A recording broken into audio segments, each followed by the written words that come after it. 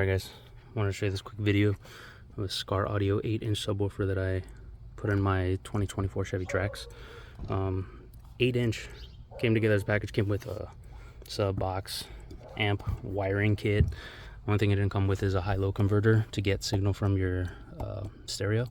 I use these, I like these, put them in everything that I've owned. It's a digital-based processor, enhancer, whatever you want to call it, or both, according to the name right there. But I always swear by this because I use it like an LOC. I get my high signal from my door speakers, so this is going to my front two doors, and goes in through here, does its ordeal, and run this to your amplifier, and that's it. And kind of impressive because it does both, right? It's gonna act kind of like a high-low converter, but it's also gonna process your signal and get you the best possible sound. So not bad for 50 to 60 bucks, depending on, you know, I guess inflation. You do have to get power and ground and remote to it, but that's fine. You just go directly to your power and ground from your, you know, main cables that's powering your amplifier, and then your remote will tell it what to turn on. And I ran my remote directly into here, and then there's an out remote that goes directly to your remote to your amplifier. So once this kicks on, and this goes to my fuse box, which is up in the driver's side. And I used, I believe, the HVAC to tap into that. So every time I turn my car on, my HVAC gets power. Not when the HVAC gets power, but just when the car's on, that's when it receives power as well. So it'll turn on as soon as the car is on. Again, super impressive package. Most people don't realize it's an 8 because it hits that hard, and I only have it at half. So very, very awesome deal. Saves a lot of space, but it's gonna hit more than you'd probably expect. It surprised us so much that, again, we had to turn it down to half because it was a little too much bass, even with the remote, which we're running to the amplifier. Came with the amplifier. So anyway, ground, so power coming from a battery. Ground is going to be directly under this floorboard. There's a pillar that separates the back seats from the trunk, just a metal pillar. It looks like part of the body. I drilled on the top part of that because below that is still more body. So I'm not making a hole that goes to the exterior of the vehicle. It's just going to make a hole on that pillar itself, and there's still a bottom part of the car there because it's just welded on top. So I went to that. It's right here, right below this. I mean, literally, I can feel it right here. Look, I'm hitting it with my finger. So really short line to run. And then I ran my highs on the passenger side because my stereo's on the passenger side, and I'll show you. Okay, well, actually, let me get a flashlight.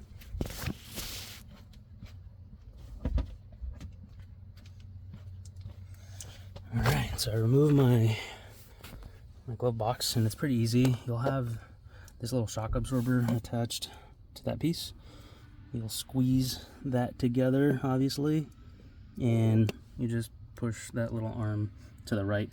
And once you have that out, these plastic pieces, one on each side of the glove box, rest in here. You literally just squeeze the glove box together right here in the center, and it'll fall down forward on you. The bottom there, you got these like little U plastic brackets that just rest on it. Nothing crazy there. Once you do, you have your stereo unit is right here. It's not behind the dash like in most cases, so it makes it super simple. Once I'm here, all I'm doing is I'm going directly to this little clip, and you just slide that out. There's like a little gap where you can fit something there. Slide it down, and there's one more on this side. You can see it right there. This will now be loose once you drop those. Don't worry about taking this whole plastic panel off. It's screwed in the way back. You can't see it because it goes up, but it's far. I initially tried to do it. You don't need to do it. Just let it drop a little bit, and you have flexibility to be able to reach down there, because all you're gonna do is pull those. You can see where I tapped into my stereo, actually. 4 cables. I unloosened those cables, and I found which ones were my positive, negative. I'll attach it to something in this video, or I'll do my best to show you which ones I used for my application. But yeah, and then to pull this, you can pull this forward a little bit. You can see that black plastic piece that's holding the stereo in place. You push that to the right a little bit, you can slide it back towards you a little bit. I didn't need to pull the whole thing out. There's more wires back there. Don't really care. I just needed those front 2 clips. Okay. All right. For my power,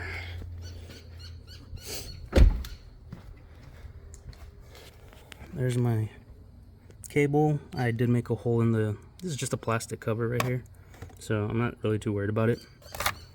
I ran my terminal right there through this. I did take this off. You just push that and that right there, and then it lifts up. And drill the hole just so I can fit it through there so it looks cleaner.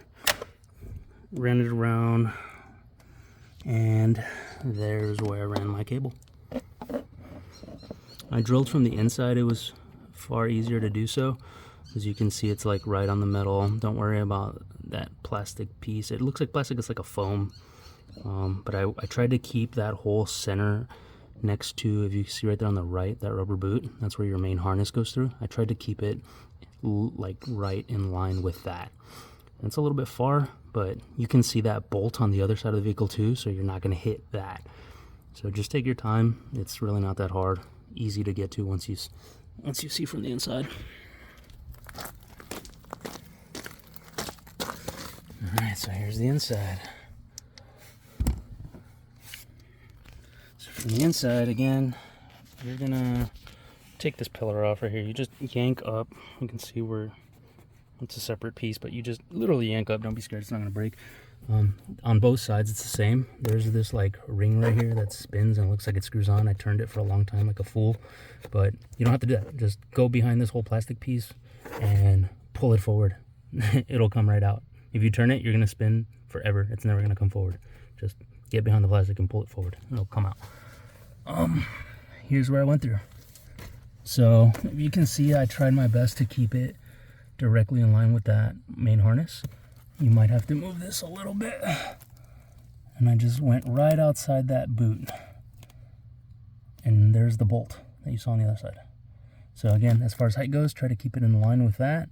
If you go too high up, you might have trouble with your drill trying to get through, hitting some other stuff. So I just tried to keep it as high as possible without having difficulties. So, and that's it. And I put some silicone on the outside so no water gets in if that's the case, but it won't. And that's it. The only thing I have running on this side is my power cable. I have running through here, through the back. And then I have this cable that you saw attached to the amp so I can turn my bass up and down. I did run another single cable to my fuse box that's underneath and then attached to my HVAC fuse. You can buy a tap a fuse kit, AutoZone. That way you're not just forcing it in there. Ran it through this. I didn't take the middle pillar off. I just ran the wire directly through there. Again, you're going to do this on both sides because you need to run your signal speed for your front door speakers. But for this side, hold on, let me put this over here. For this side, literally just yank up, right? Pull up. It's the same thing. It's going to split here. It's going to come all the way up to here. Here's where I spent a lot of time because I thought I was going to break this. I thought that red was like a locking mechanism. It's not. Get underneath the plastic side, not the red, the whole plastic piece. And it's just like a really wide plastic clip. Just yank it up as close to the clip as possible. Just pull up and it'll come right out. Don't waste your time like I did. I wasted like 10 minutes alone trying to do something with that red clip thinking it was a locking piece, but it wasn't. And once that comes up, you'll have space. You might even be able to see the wire running here. I found it difficult to go underneath here, so I just let it run right out of there. And I ran it to the back, and it's really that easy. So again, 3 cables, my remote, my signal to the fuse box, my remote gain to my amplifier to adjust my bass level, and my power cable. So I think that's it, just 3 cables through there.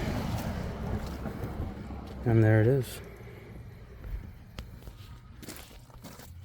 You guys have any questions, hit me up. One more thing I forgot to add, ANC. You will have to turn off your ANC or noise control or noise whatever you want to call it. That is in here. So if you look on the top of your cars, you got these little, I thought they were microphones. They're not.